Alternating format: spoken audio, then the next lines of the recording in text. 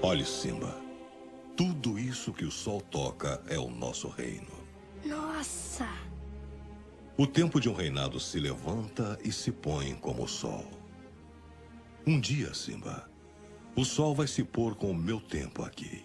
E vai se levantar com o seu como um novo rei. Tudo isso será meu? Tudo isso. Tudo isso que o sol toca. E aquele lugar escuro lá? Fica além de nossa fronteira. Jamais deve ir lá, Simba. Mas o rei não pode fazer tudo o que quiser. Há muito mais que um rei tem que fazer além de sua vontade. Há muito mais? Simba. Tudo que você vê faz parte de um delicado equilíbrio. Como rei, você tem que entender esse equilíbrio e respeitar todos os animais, desde a formiguinha até o maior dos antílopes. Mas nós não comemos antílopes. Sim, Simba, mas deixe-me explicar. Quando você morre, seu corpo se torna grama e o antílope come ela. E assim, estamos todos ligados no grande ciclo da vida.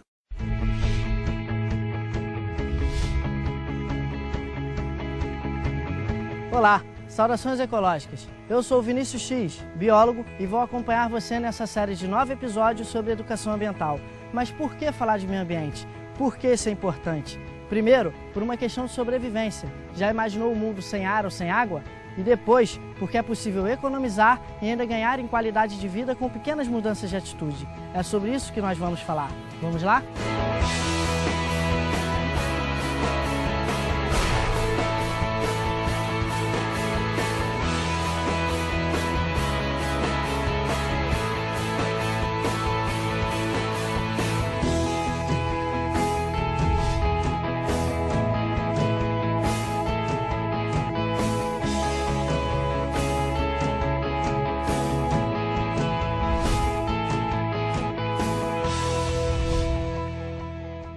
Estamos no Parque Marapendi, onde existe um centro de referência em educação ambiental da Prefeitura do Rio de Janeiro, aqui no bairro do Recreio dos Bandeirantes.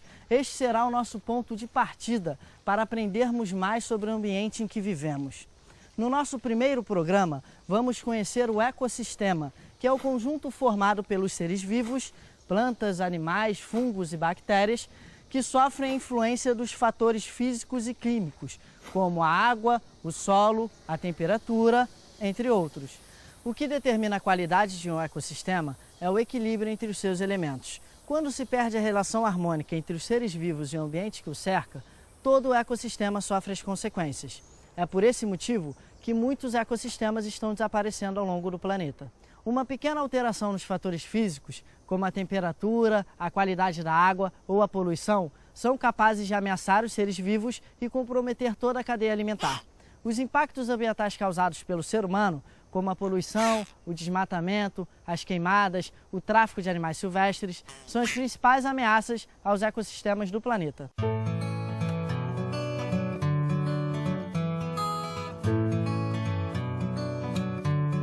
Cada vez mais, as pessoas percebem que o ser humano faz parte de uma imensa cadeia de vida.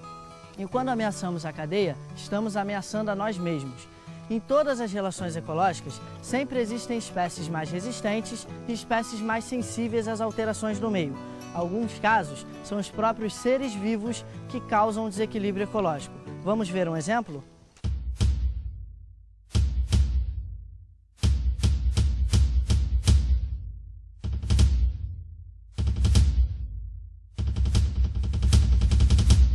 Em vários bairros do Rio, é comum encontrarmos a presença desses animais em árvores e fios. Acontece que o mico, também conhecido como sagui, não é nativo aqui no Rio de Janeiro. Ele veio lá do Nordeste brasileiro e foi principalmente introduzido aqui devido ao tráfico de animais silvestres. Ou seja, esse é um exemplo de animal exótico, que vem de fora.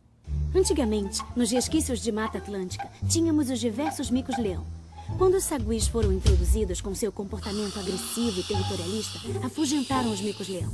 Os micos-leão se sentiam sem território, ficavam deprimidos, paravam de se alimentar e de dormir e em poucas semanas morriam.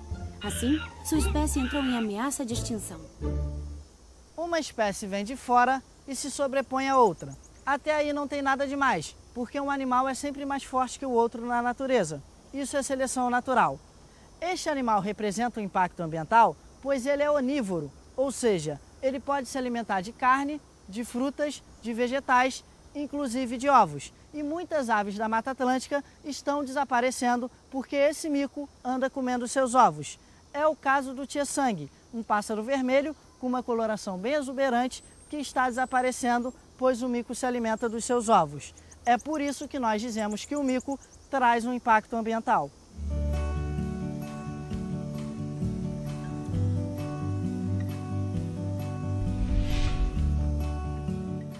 Sempre que existe um animal que transmite doença ao ser humano ou traz um impacto ambiental e não temos controle dessa população, chamamos esse animal de praga. São exemplos de pragas as baratas, os pombos e os ratos. Aqui no Rio de Janeiro, o mico-sagui já pode ser considerado uma praga, pois sua população vem crescendo muito nos últimos anos e eles podem nos transmitir doenças. Antigamente, as famílias saguis tinham 1 ou 2 crias por ano, até que as pessoas começaram a alimentar esse animal. Como ele é muito carismático e não teme a presença do ser humano, é possível entregar em suas mãos frutas, biscoitos, qualquer outro tipo de comida. Essa disponibilidade de alimentos tem feito com que as famílias tenham 6, 7 até 8 crias em apenas um ano, deixando as famílias enormes. Toda vez que uma espécie exótica aumenta sua população, aumenta também o risco de extinção de uma espécie nativa, como o biguá, o tchê-sangue e o mico-leão-dourado. Outro exemplo clássico da ação do homem na natureza é quando tentamos controlar algum tipo de praga. Você já deve ter ouvido falar do fumacê, tão utilizado no verão para combater o mosquito da dengue.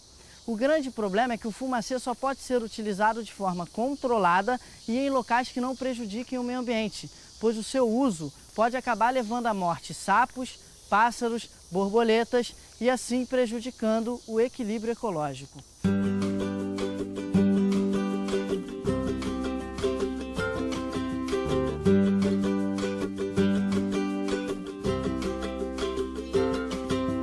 Percebeu como a ação do homem pode causar um impacto enorme no meio ambiente? Uma ação que pode parecer inofensiva, como alimentar um animal silvestre, pode até ser praticada por uma criança, mas pode causar o desaparecimento de várias espécies. Além do mais, se o animal silvestre morder ou arranhar você, pode transmitir raiva, hepatite e uma série de outras doenças. Por isso, fica a lição: jamais alimente um animal silvestre. Hora da prática. De que forma contribuo para o equilíbrio do ecossistema? Conhecendo as características dos biomas que estão perto de você? Procurando não se relacionar de maneira direta com os animais silvestres, comprando, caçando ou alimentando? E sabendo as diferenças entre espécies nativas e as invasoras? No episódio de hoje, aprendemos um pouco mais sobre o ecossistema, sua importância e os efeitos do seu desequilíbrio. No próximo programa, vamos conhecer a diferença entre nativos e exóticos, silvestres e domésticos e aprender ainda mais dicas de como evitar o desequilíbrio ecológico. Saudações ecológicas e até lá! Efeito estufa. O efeito estufa faz parte da natureza do planeta. Graças a ele, a Terra é mais quente do que o espaço e tem a temperatura ideal para que os seres vivos sobrevivam. O problema é que o efeito estufa está multiplicando. O efeito estufa nada mais é do que uma camada da atmosfera onde represa todos os sistemas de saída, ou seja, desde os gases de dióxido de carbono e outros gases pesados e leves também, que chegam em determinada altura da superfície da Terra, que não pode ultrapassar as barreiras para o espaço. O efeito estufa extrapolou, excedeu a sua participação como elemento que contribui para a biodiversidade do planeta Terra. Gases qualificados alteraram as relações do clima. Os gases, principalmente oriundos do petróleo, da queima do carbono, são os mais letais. Saiba agora quais são os gases que contribuem para o efeito estufa exagerado e os seus danos comprometendo a vida no nosso planeta Terra. Hoje em dia, os pesquisadores descobriram que não são só os gases que provocam esse efeito. O chamado carbono negro, que é a fuligem da fumaça, também tem papel importante nesse mecanismo. A fuligem provoca o sombreamento da superfície e esquenta a atmosfera. Além disso, modifica a formação das nuvens, o que muda o equilíbrio térmico do planeta. Descobertas.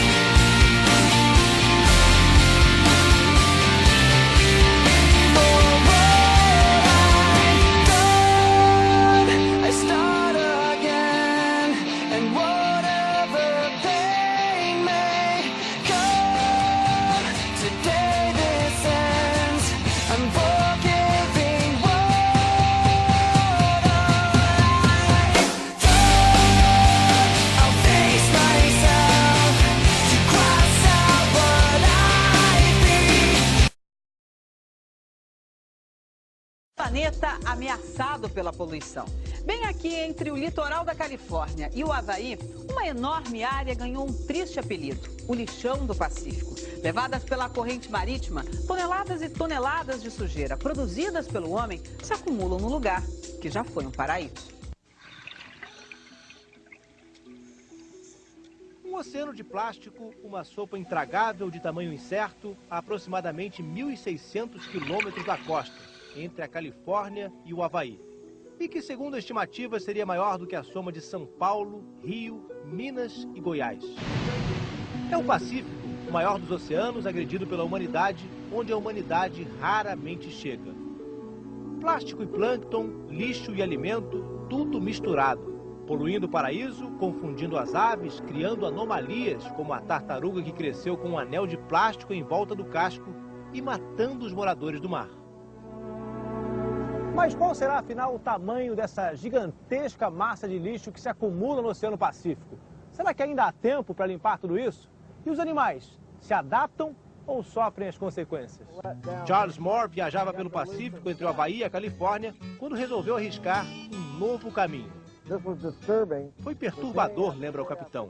Dia após dia não vimos uma única área onde não houvesse lixo, e tão distantes do continente.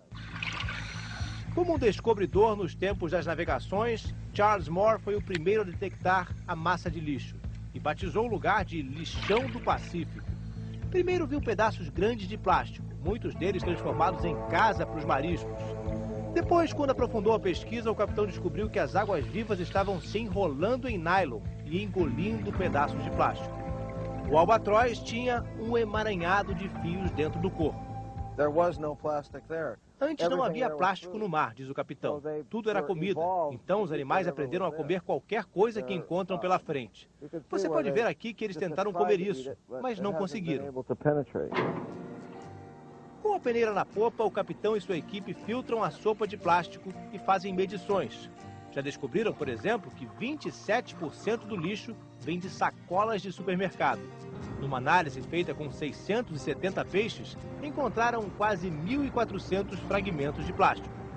São informações valiosas, fonte de pesquisa e argumentos para a grande denúncia de Charles Moore. Gostaria que o mundo inteiro percebesse que o tipo de vida que estamos levando, isso de jogar tudo fora, usar tantos produtos descartáveis, isso está nos matando. Temos que mudar se quisermos sobreviver.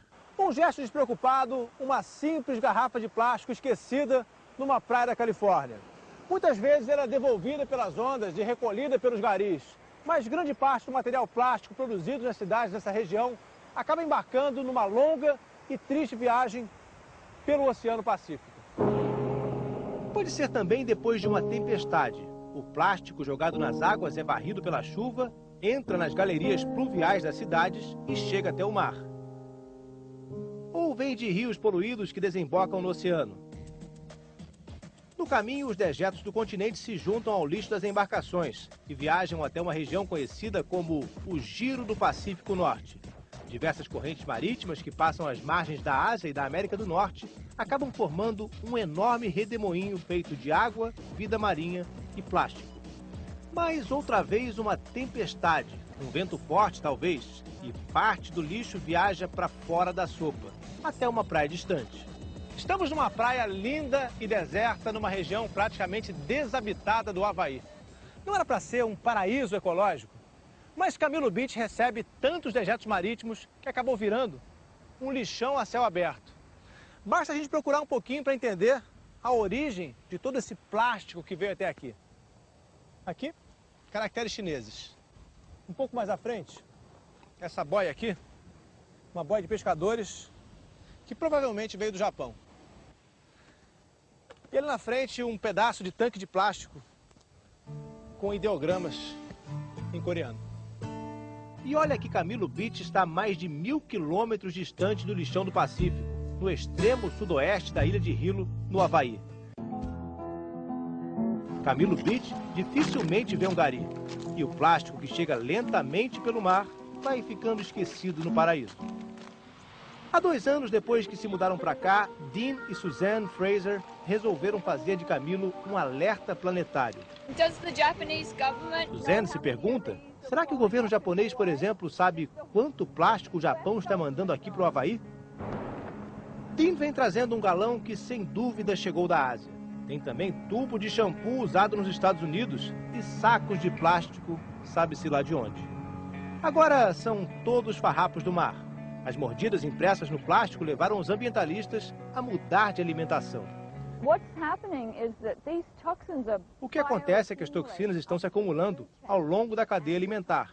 E os predadores no topo da cadeia, que somos nós, estão comendo plástico também. O casal toma notas, calcula as quantidades, recolhe o equipamento de pesca para saber os pesos e as medidas de cada tipo de poluição. Não é pessimismo. Por enquanto, praticamente nada está sendo feito. E não dá para dizer que exista um ou outro culpado. Estamos todos com as mãos completamente sujas de plástico. Haveria depósitos de lixo em 5 regiões dos oceanos. Nas Ilhas Maldivas, no Oceano Índico, uma nova ilha está sendo criada. Uma ilha de lixo. Em pouco menos de 2 décadas, a ilha já tem 50 mil metros quadrados e abriga indústrias e depósitos. Caminhões chegam de barco o tempo todo. O lixo orgânico é queimado na hora. Garrafas de plástico e pedaços de metal são separados e exportados para a Índia, onde são reciclados. O resto forma a base do território que avança sobre o oceano. Os nativos aqui das Maldivas se recusam a fazer esse tipo de trabalho. Eles ganham mais se passarem o dia inteiro na praia só pescando. Por isso, os trabalhadores aqui do lixão são 150 imigrantes de Bangladesh, que aceitam trabalhar ganhando o equivalente a 60 a 100 dólares por mês. A maior parte do lixo vem da capital, Malé, que concentra 100 mil habitantes, 1/3 da população do país. Mas os 10 mil turistas que visitam as ilhas por dia provocaram uma explosão na produção de lixo e a criação de Tilafushi, a ilha das Maldivas que ninguém quer visitar.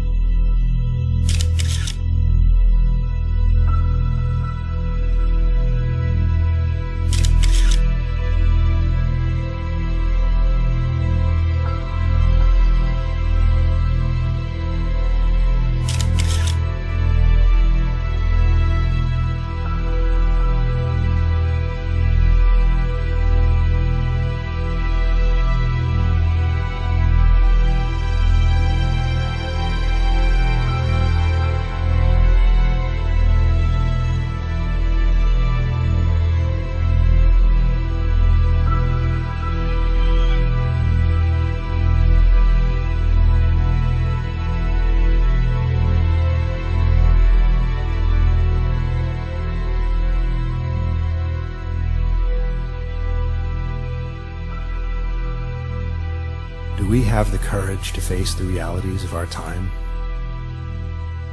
and allow ourselves to feel deeply enough that it transforms us and our future?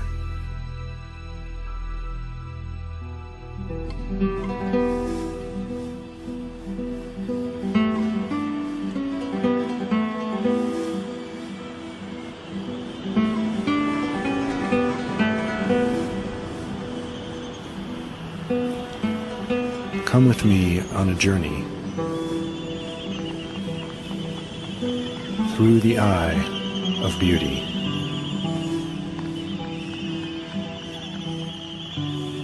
Across an ocean of grief.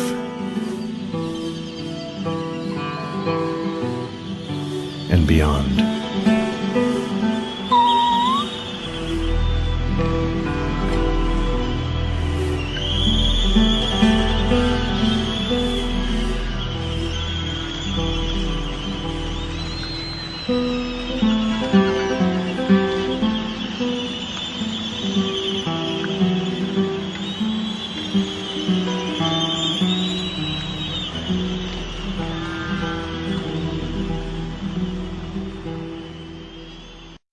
Um estudo americano revelou que a quantidade de lixo no espaço atingiu um nível limite perigoso.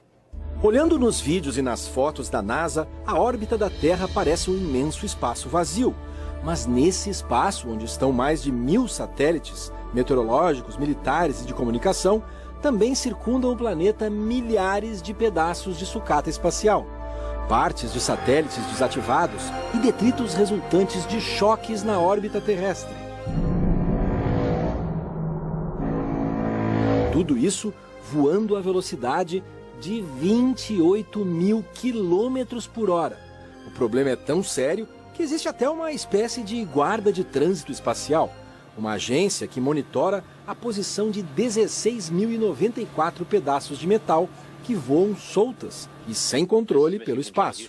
Por várias vezes, técnicos da NASA foram obrigados a corrigir a rota dos ônibus espaciais para evitar colisões que seriam desastrosas.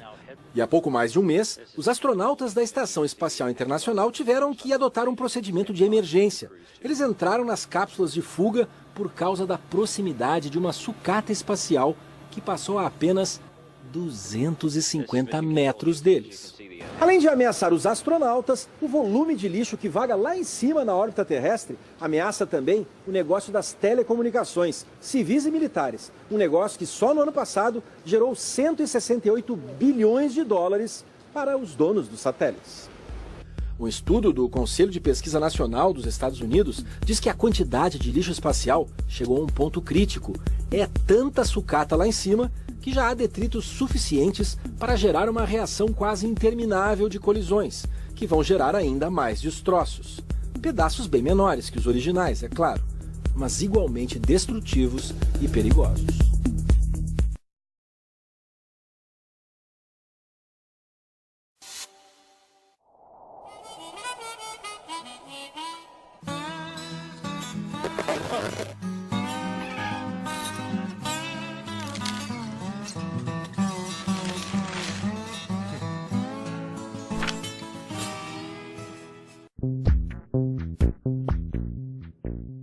Um 1,5 kg de lixo. A produção cresce cada vez mais. 1,5 kg de lixo é a quantidade produzida por dia, em média, por um brasileiro. O valor varia de acordo com o país, a cultura e a classe social, mas muda principalmente de pessoa para pessoa. Sustentabilidade é sustentar-se.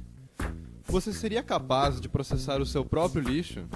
Dar a ele um fim e levá-lo de volta para a natureza, na mesma forma e para o mesmo lugar de onde ele veio? Sustentabilidade é responsabilidade e consciência socioambiental. Um apanhado de práticas e costumes individuais pode ajudar toda uma sociedade a se organizar para sustentar-se. Por onde você pode começar? Praticamente tudo o que consumimos gera lixo. É só ver. O chiclete tem embalagem, o pão vem com um pacote, tem até aqueles queijos que tem as fatias separadas por um plástico. Vamos no mercado e ganhamos mais e mais sacolas plásticas, e a maioria disso vai para o lixo. Precisamos ter consciência para reduzir, reutilizar e reciclar tudo o que consumimos. Uma das formas é conhecer o produto que estamos utilizando. Tudo é um ciclo. Temos que cuidar para não travar este caminho ideal. A responsabilidade é ir até esse ponto. Por isso, conhecer e entender o que utilizamos e o lixo que produzimos é essencial para sermos sustentáveis e para ajudarmos este ciclo a girar. Reduzir. Geramos muito lixo por viver em um mundo que usa bastante plástico e papelão. Todo esse excesso pode ser reduzido. Reduzir é diminuir, economizar. Reutilizar. Aquela montanha de copos plásticos no lixo pode ser reduzida. Basta você reutilizar o seu ao invés de pegar outro para servir-se de novo. Alternativas retornáveis evitam o descarte de muito material.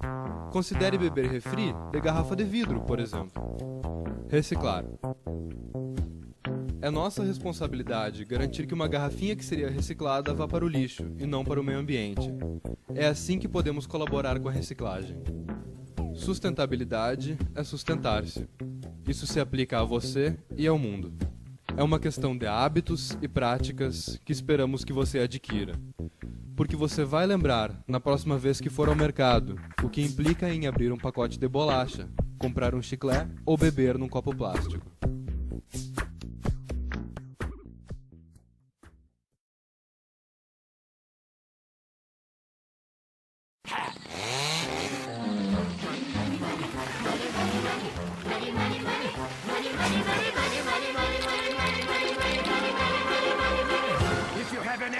In the stove and you freeze in the winter and you curse to the wind at your fate when you haven't any shoes on your feet and your clothes seem to better and you look 30 pounds overweight and you go to get a word of advice from the fat little pastor who will tell you to love evermore but your hand against your back rat-a-tat at the window.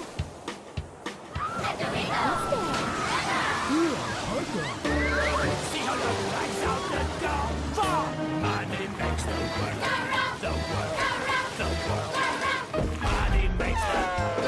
the clinking, clanking sound of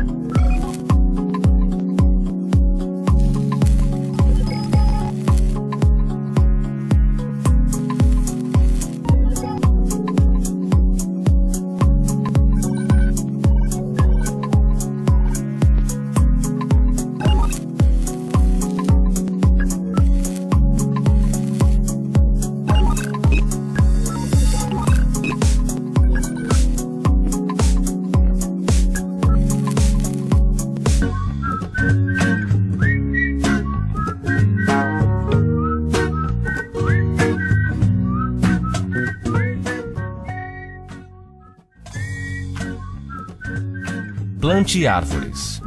Uma árvore equivale a 4 aparelhos de ar-condicionado ligados 24 horas, refrescando a cidade. Pode se preparar para sair de casa de guarda-sol, pois a previsão é de que em 2030 nossas matas vão acabar.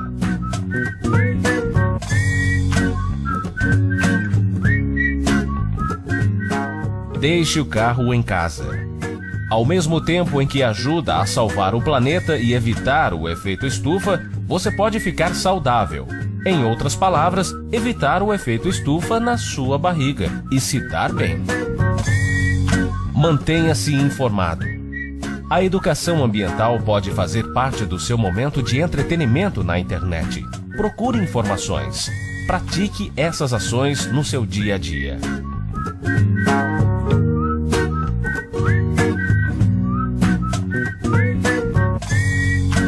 Recicle. Você consome o que seu organismo necessita e joga fora o que não é comestível. O meio ambiente não se alimenta das suas embalagens. Separe o lixo e deposite nos locais corretos.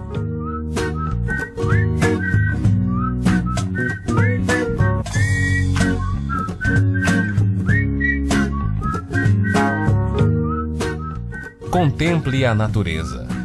Ela nos mostra como o equilíbrio gera harmonia e beleza.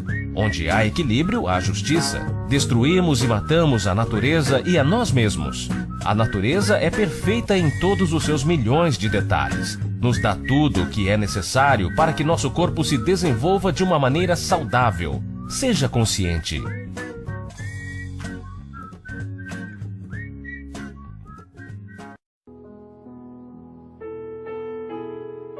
Ano 2070.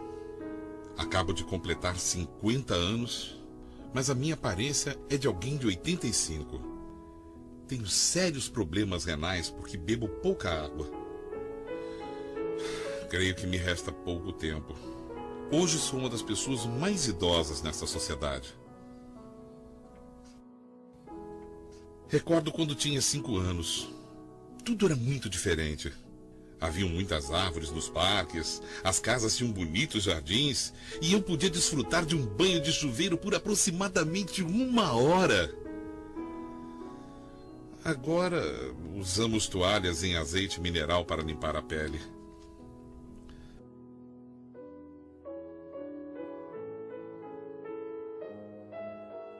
Antes, todas as mulheres mostravam suas formosas cabeleiras. Agora, raspamos a cabeça para mantê-la limpa sem água. Antes, meu pai lavava o carro com a água que saía de uma mangueira. Hoje, os meninos não acreditam que utilizávamos a água dessa forma. Recordo que havia muitos anúncios que diziam para cuidar da água, só que ninguém lhes dava atenção. Pensávamos que a água jamais poderia terminar. Agora todos os rios, barragens, lagoas e mantos aquíferos estão irreversivelmente contaminados ou esgotados. Imensos desertos constituem a paisagem que nos rodeia por todos os lados. As infecções gastrointestinais, enfermidades da pele e das vias urinárias são as principais causas de morte. A indústria está paralisada e o desemprego é dramático.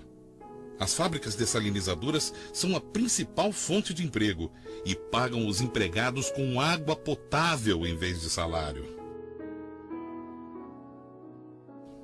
Os assaltos por um bujão de água são comuns nas ruas desertas. A comida é 80% sintética. Antes, a quantidade de água indicada como ideal para se beber era 8 copos por dia por pessoa adulta.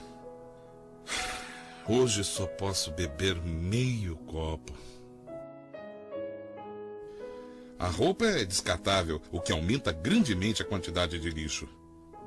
Tivemos que voltar a usar as fossas sépticas como no século passado porque a rede de esgoto não funciona mais por falta de água. A aparência da população é horrorosa. corpos desfalecidos, enrugados pela desidratação, cheios de chagas nas peles pelos raios ultravioletas que já não têm a capa de ozônio que os filtrava na atmosfera. Com o ressecamento da pele, uma jovem de 20 anos parece ter 40. Os cientistas investigam, mas não há solução possível. Não se pode fabricar água. O oxigênio também está degradado por falta de árvores, o que diminuiu o coeficiente intelectual das novas gerações. Alterou-se a morfologia dos espermatozoides de muitos indivíduos. Como consequência, há muitas crianças com insuficiências, mutações e deformações. O governo até nos cobra pelo ar que respiramos. 137 metros cúbicos por dia por habitante adulto. Quem não pode pagar é retirado das zonas ventiladas, que estão dotadas de gigantescos pulmões mecânicos que funcionam com energia solar. Não são de boa qualidade, mas se pode respirar. A idade média é de 35 anos. Em alguns países restam manchas de vegetação com o seu respectivo rio, que é fortemente vigiado pelo exército. A água tornou-se um tesouro muito cobiçado, mais do que o ouro ou os diamantes. Aqui não há árvores, porque quase nunca chove. E quando chega a ocorrer uma precipitação, é de chuva ácida. As estações do ano foram severamente transformadas pelas provas atômicas e pela poluição da indústria do século XX. Advertiam que era preciso cuidar do meio ambiente, mas ninguém fez caso. Quando a minha filha me pede que lhe fale de quando era jovem, descrevo o quão bonito eram os bosques. Lhe falo da chuva, das flores, do agradável que era tomar um banho e poder pescar nos rios e barragens, beber toda a água que quisesse. O quanto nós éramos saudáveis. Ela pergunta-me: papai, por que a água acabou? Então eu sinto um nó na garganta. Não posso deixar de me sentir culpado porque pertenço à geração que acabou de destruir o meio ambiente sem prestar atenção a tantos avisos. Agora, nossos filhos pagam um preço alto. Sinceramente, creio que a vida na Terra já não será possível dentro de muito pouco tempo, porque a destruição do meio ambiente chegou a um ponto irreversível. Como gostaria de voltar atrás e fazer com que toda a humanidade compreenda isto, enquanto ainda é possível fazer algo para salvar o nosso planeta Terra.